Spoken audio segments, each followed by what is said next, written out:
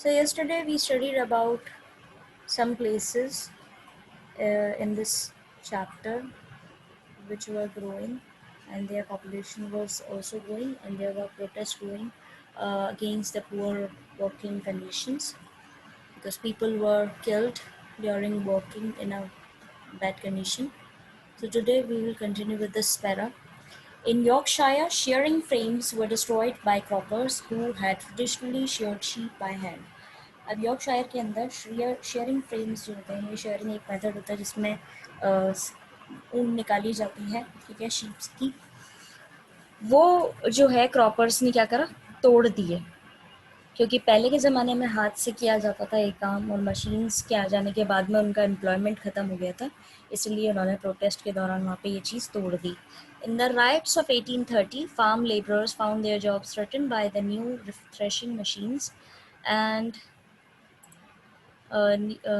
threshing machines that separated the grain from the husk. The writers smashed these machines.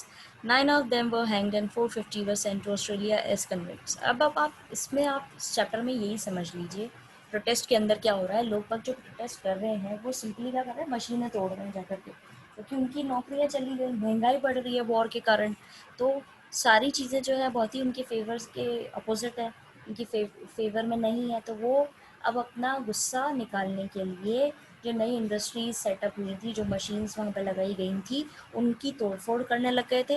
अब जैसे कि पहले बकरी, ये शीप जो होती है उसके हाथों से किया जाती थी शेयरिंग, यानी कि हाथों से ऊन उतारी जाती थी। उसके लिए जब मशीन आ गई तो उन्होंने मशीन तोड़ दी।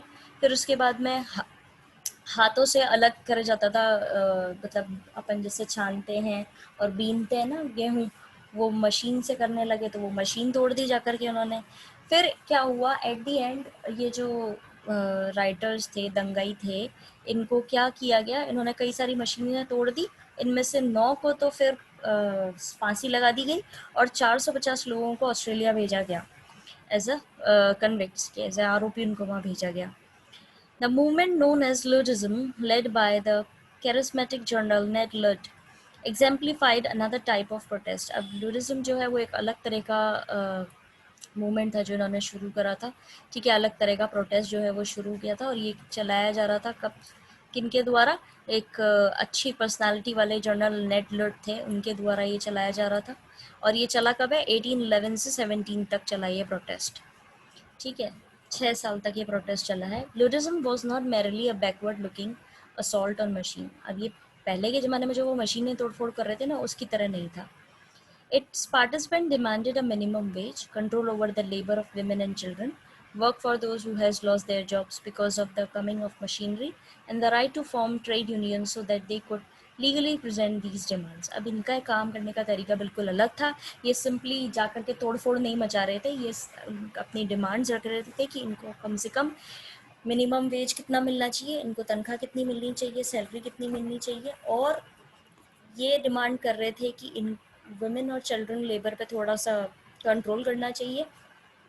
और जिन लोगों ने अपनी नौकरी खो दी है मशीन के आ जाने के कारण, उनको काम मिलना चाहिए और इनको एक यूनियन बनाने का, ट्रेड यूनियन बनाने का मौका देना चाहिए, जिससे ये अपनी डिमांड्स को लीगली रिप्रेजेंट कर पाए।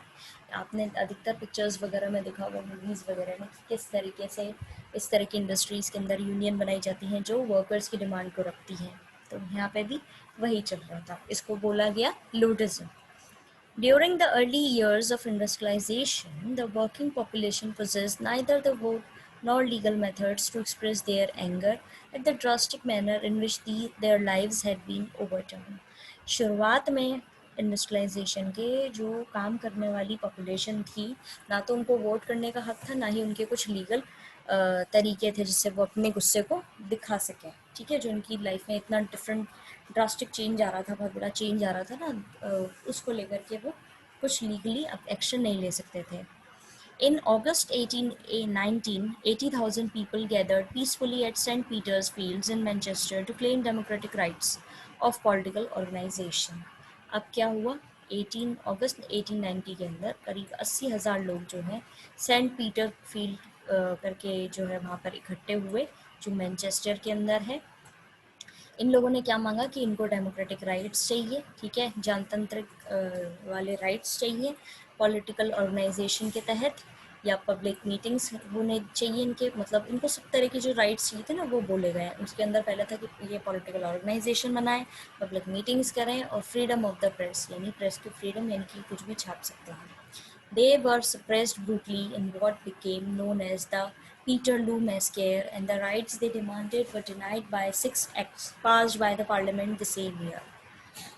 ये नाम जो है पीटरलू मैस्केयर यानी कि पूरे मास किलिंग जो होती है उसके लिए बोला गया है मास मैस्केयर, और पीटरलू को नाम दिया गया। ये वाटरलू से राइम करता हुआ लिया गया है पीटरलू, ठीक है, जहाँ पर फ्रेंच आर्मी ने वाटरलू 1815 के अंदर हुआ था, ये हुआ था 1819 के अंदर। यहाँ पे 80,000 लोग जो है पीसफुली शांति से इकट्ठे हुए, कोई तोड़फोड़ नहीं मचा रहे थे, सिर्फ अपनी डिमांड्स रख रहे थे कि उनको कुछ डेमोक्रेटिक राइट्स चाहिए। उसके एवज में क्या करा लोगों ने, वहाँ पर उनको काटा, मतलब मार काट मचा दी, सबको मरवा दिया गया, ठीक है। और जो राइट्स उन्होंने मांगे थे उनको बिल्कुल मना कर दिया गया, और वहाँ पर 6 एक्ट्स लगा दिए गए उसी साल पार्लियामेंट के द्वारा जो इन राइट्स के खिलाफ थे कि आपको कुछ नहीं मिलेगा। These extended the restrictions on political activity introduced into Combination Acts of 1795. इसने अब क्या और restrictions बढ़ा दिए थे, जो पहले कॉम्बिनेशन एक्ट लगाया था 1795 के अंदर, उसके आगे और restrictions लग गए थे, उसी के अंदर ऐड होकर के इन लोगों के ऊपर और restrictions लग गए थे। But there were some gains, लेकिन कुछ फ़ायदे हुए भी। After Peterloo, the need to make the House of Commons more representative was recognized by liberal political groups, and Combination Act were repealed in 1824 से 25। अब क्या हुआ था, पीटरलू का फ़ायदा ये हुआ था कि कुछ हाउस ऑफ कॉमन्स जो है उनको और ज़्यादा रिप्रेजेंटेटिव मिले, और उनको लिबरल पॉलिटिकल ग्रुप्स जो है वो सपोर्ट कर रहे थे, ठीक है। और उसके बाद में जो कॉम्बिनेशन एक्ट था उसको हटा दिया गया 1824 से 25 के बीच में। अभी तक कोई प्रॉब्लम आई हो तो पूछ सकते हैं।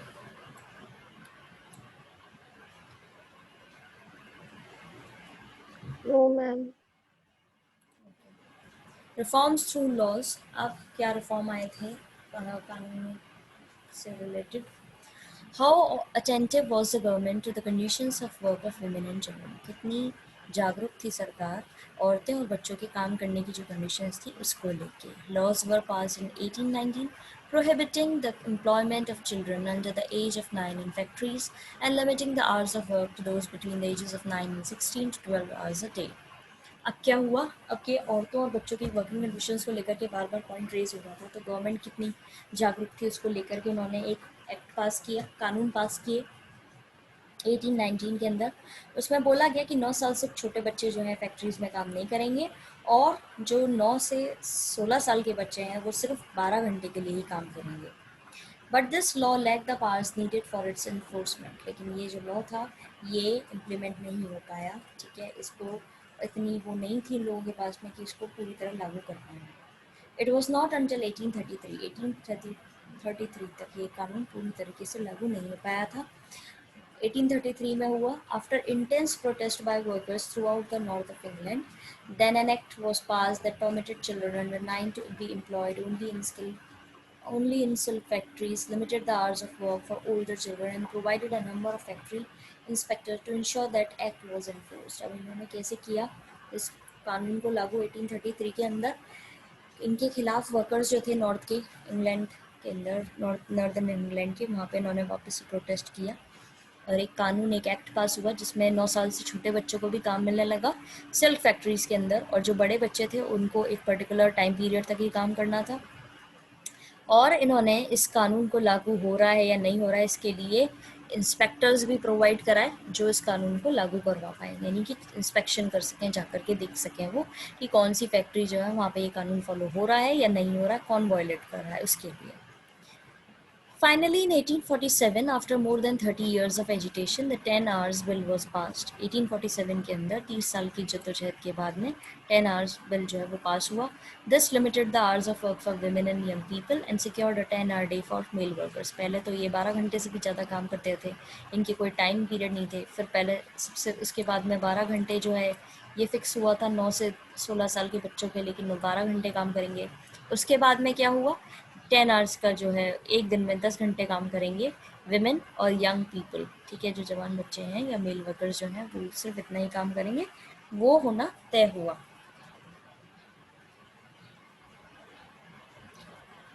अभी तक कुछ प्रॉब्लम तो आप पूछ सकते हैं। No, ma'am.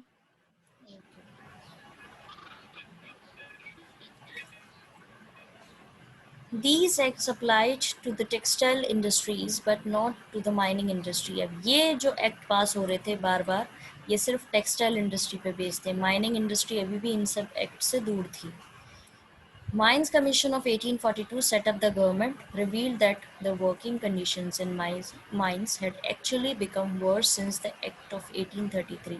अब ये जो पास हुआ था एक्ट 1833 का, इसके बाद में यहाँ की माइनिंग कंडीशन जो है वो और भी ख़राब हो गई थी। और भी ख़राब हो गई थी कैसे? Because more children had been put up to work in coal mines. अब ज़्यादा से ज़्यादा बच्चे जो है उनको काम करने के लिए हायर किया जा रहा था कोल माइंस के अंदर, कोयले की खदानों के अंदर। The Mines and the Collieries Act of 1842 banned children under 10 and women from working underground। अब एक नया एक्ट आया था 1842 के अंदर, उसमें बैन कर दिया था कि बच्चे जो 10 साल से छोटे हैं और औरतें जो काम कर रहे अंडरग्राउंड काम करती थी उनको रोक दिया गया था। 10 साल से छोटे बच्चे काम नहीं कर सकते थे और औरतें काम नहीं कर सकती थी। Fielden's factory act laid down in 1847। उसके बाद में व्हील्डर्स फैक्ट्री एक्ट जो है 1847 में लाया गया। That children under 18 and women should not work more than 10 hours a day। 18 साल से छोटे बच्चे और औरतें जो हैं 10 घंटे से ज़्यादा काम नहीं करेंगे। तो यहाँ पे आप देख सकते हैं कि बार बार इनको एक्ट लेकर के आने पड़ रहे हैं जिसमें ये बच्चों की तो उम्र बढ़ा रहे हैं और वह जो विमेन हैं उनको उनके जो है आवर्स को कम कर रहे हैं।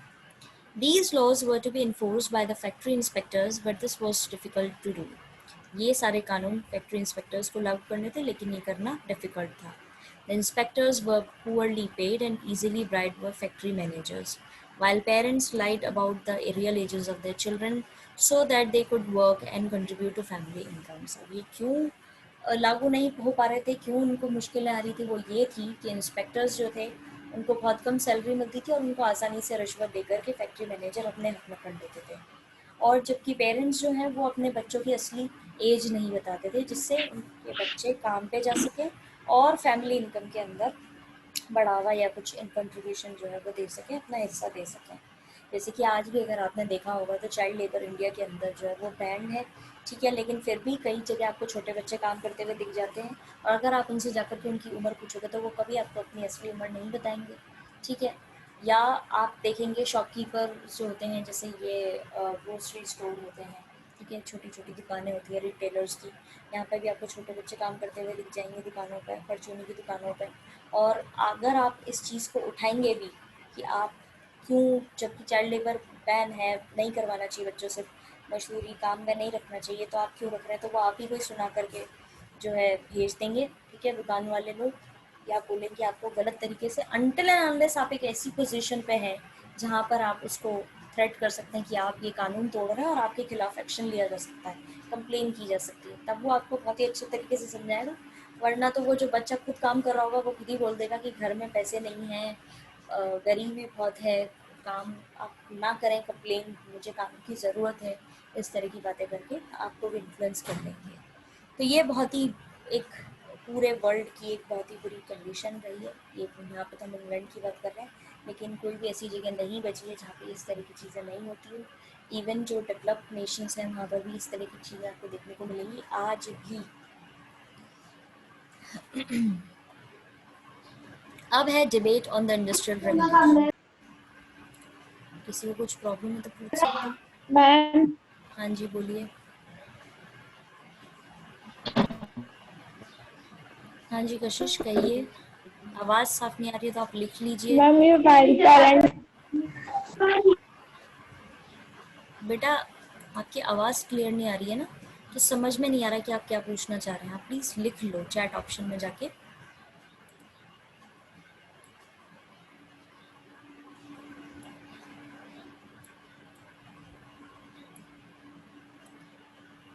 I am waiting for your reply. आराम से आप लिखें, आपकी प्रॉब्लम सॉल्व होगी।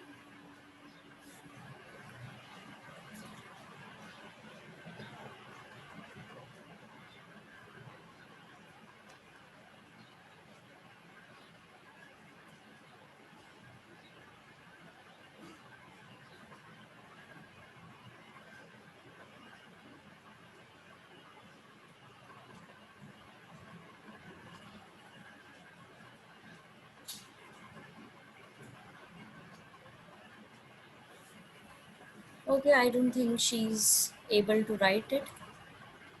We'll Ma'am, start she was this. left. She left. Maybe there is some network issue. Okay, so we'll study one or two para of this topic. The debate on the industrial revolution.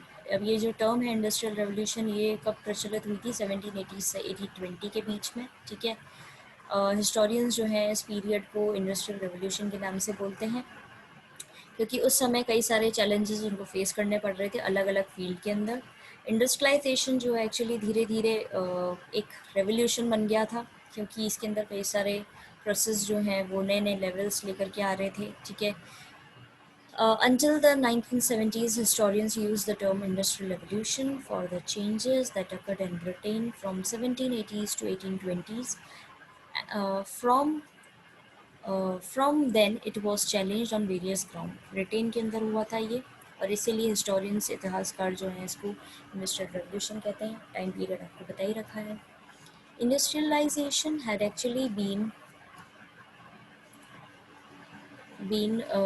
too gradual to be considered a revolution. Industrialisation जो है वो बहुत धीमे धीमे चला था, इसको एक रेवोल्यूशन का नाम देना थोड़ा सा प्रॉपर नहीं है.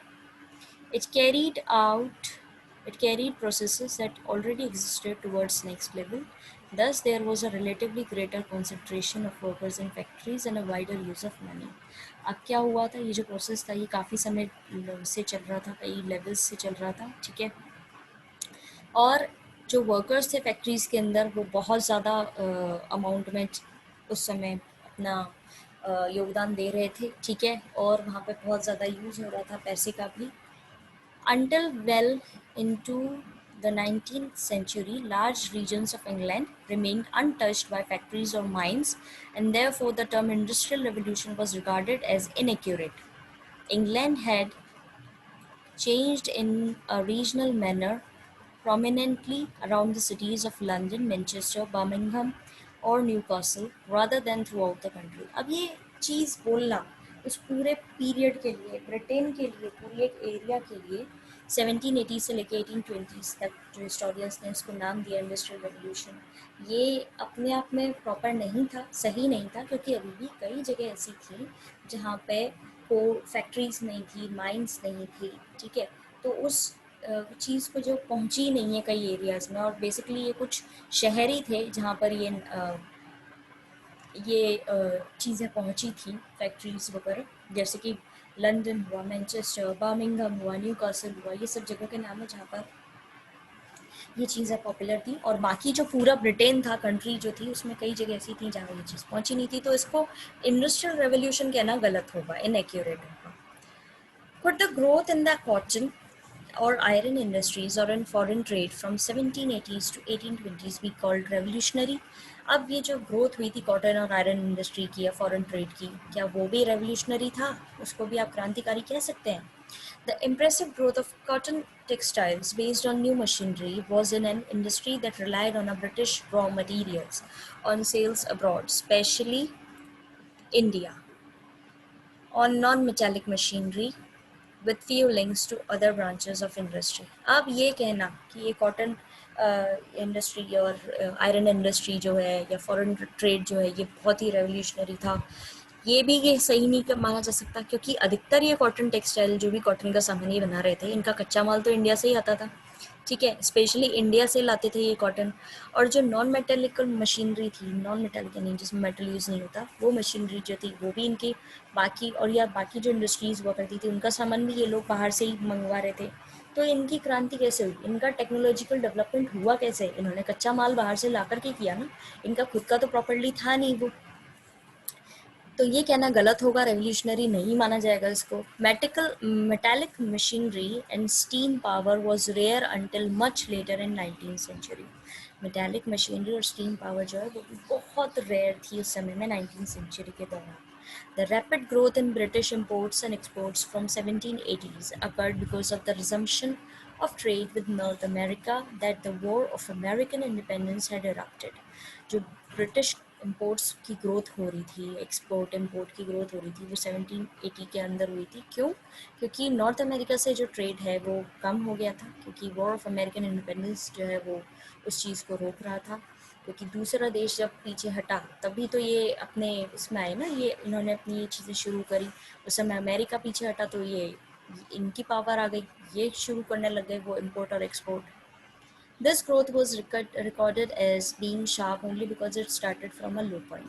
इसी अब इस ये जो ग्रोथ उनकी ब्रिटेन की हुई है, इसको इसीलिए बोला जाता है, इसीलिए इसको रिकॉर्ड किया गया है क्योंकि ये बहुत ही छोटे पॉइंट से शुरू हुई है। ठीक है।